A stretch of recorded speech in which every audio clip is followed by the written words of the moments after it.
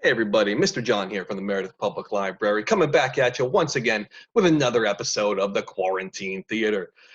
Today, as we near the end of National Poetry Month, I wanted to do a What's Mr. John reading where I focused on some of the books of poetry I have on my shelf. So I'm a huge fan of poetry. It's something I've never understood to hate. It's just a beautiful art form to begin with. Some really talented writers and artists over the years have put some great work out. So poetry is something I really cherish, something that's important to me, something I've written a little, something that's important to my family. I have several published poets in the family, so this is something really important to me. So I think before we get going with poetry, it's kind of a cool genre, so we're going to switch it up, get a little cooler. Yeah, there we go. That's feeling much cooler. All right, so our first book is going to be one you will know the poem, although you may not know this edition. This is The Raven by Edgar Allan Poe. This is a beautifully illustrated edition.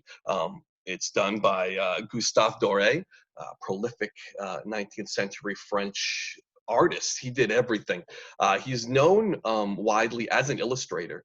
This is one of many classic illustrations, and you know, he's done Dante, and then he did contemporary writers as well, like Edgar Allan Poe, who was more or less a contemporary of Dore.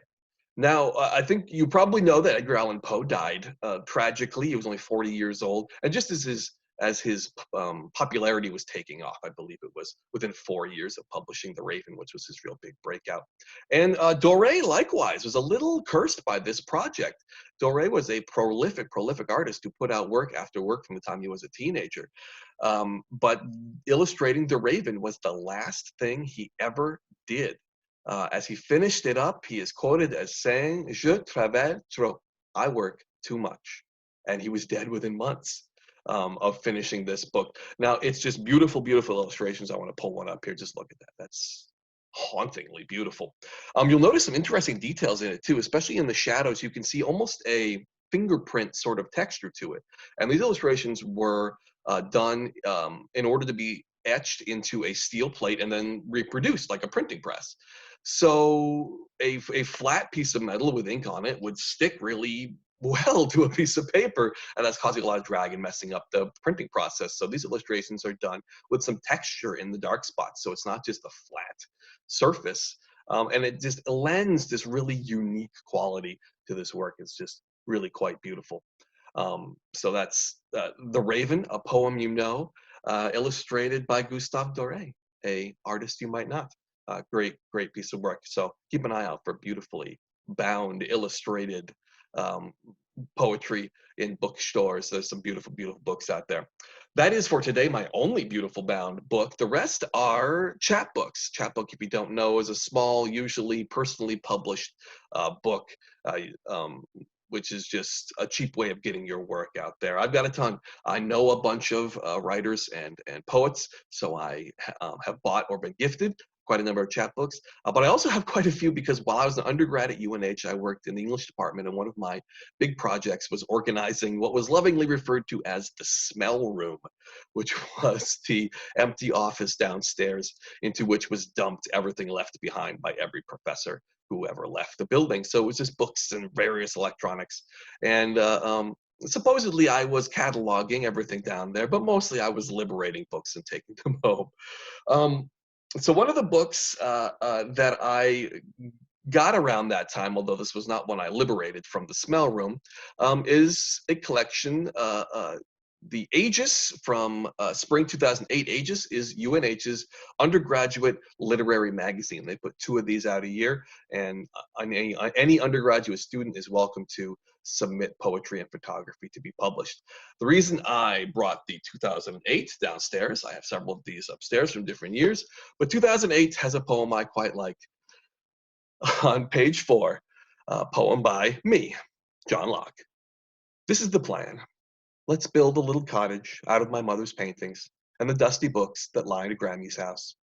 Let's stuff our bed with cookbooks and play house in our flowered aprons, pining after her towels, collecting magazines like trophy scars.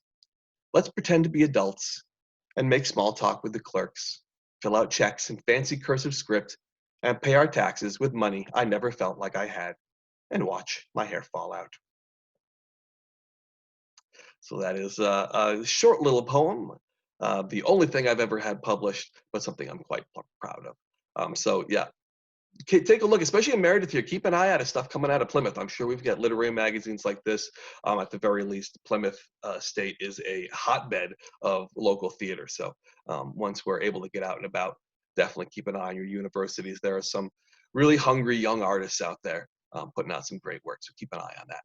All right, so my next chapbook is was published in a place I've never been. This is a chapbook called Forklift, Ohio, and I was drawn to it because of the cover. The photo I have there is a little title card that came in it, but the actual cover is done in chalkbook, and you can see it's mostly faded at this point. But there was just some sort of designed fragility here that I was really drawn to.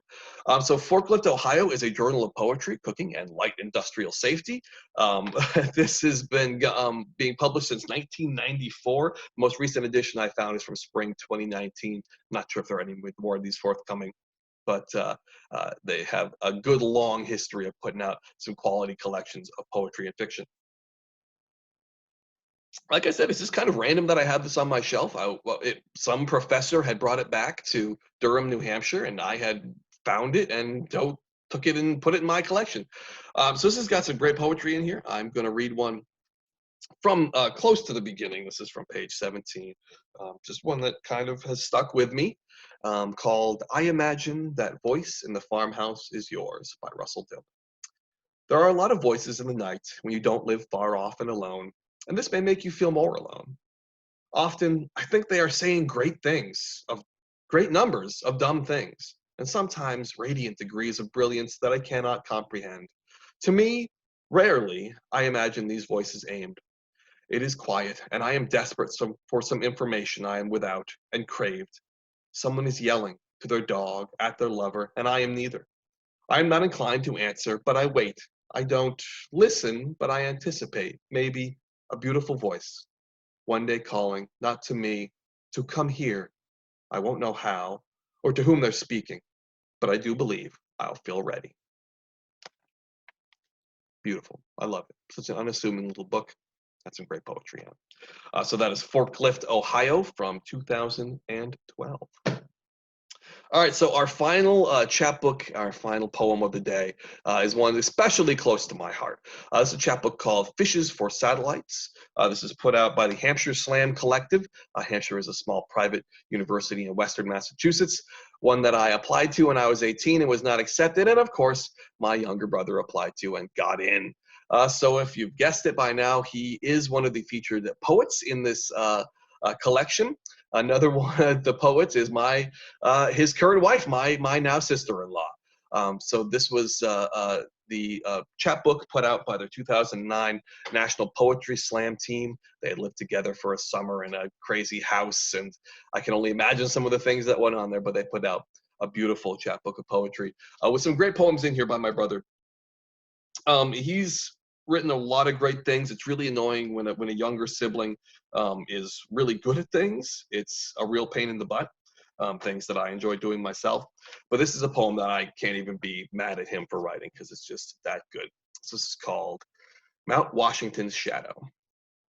Last night, as we curled close and breathed a fortress of empty air, I heard wind chimes tickling low branches. Though I'd spotted those steel teardrops from your window earlier in the confidence of day, late March midnight carried their song with different hands, like brothers carry each other's coffins, slow, familiar. Still tucked close to you and not quite asleep, the dissonant choir of cold chiming bells pulled me 3 hours north to New Hampshire, home, and Mom's menagerie of wind chimes. Thin copper reeds, stiff steel cylinders, whispering glass cathedrals no bigger than a sparrow, surround the house like a fairy tale army or some goblin-proof spell. From the bed I've had since before I could drive, you can hear them almost every sundown, calling you sweet names like "Sleep easy, child. We know how to cradle twilight's hand." 2 years amputated from Mount Washington's shadow, I thought I'd made clean my escape. No one likes being wrong. And last night, though I held you like a riverbed holds water, or like a planet holds itself together, I wept, sore throat and worried eyes, onto your hair. Later, I called my brother. He was asleep, so I left a message. Sorry to call so late. I just wanted to talk. You don't need to call me back. Great poem. Getting a little misty eyed. I'm glad I got through that without having to stop. A great, great memory for me. And that's one of the reasons I love a lot of these books. You don't necessarily need to own the number of books I own, but books, especially chapbooks like these, can be associated with really beautiful personal memories. They're not just the art, but they're the moment in time, both the moments that the artist put in and the moments that we, the reader, the receiver, put in. I remember getting that chapbook, and I remember where my life was at, where my brother's life was at, um, and now I can read it and see how things have changed and appreciate my life. And it's a really beautiful moment reading poems like that. So that is all I have for you today before I start crying. Thanks so much for watching. Definitely keep an eye out for more episodes of the Quarantine Theater. All right, folks, as always, be kind to each other, be good to yourself, and have a great day. All right, see ya. Bye.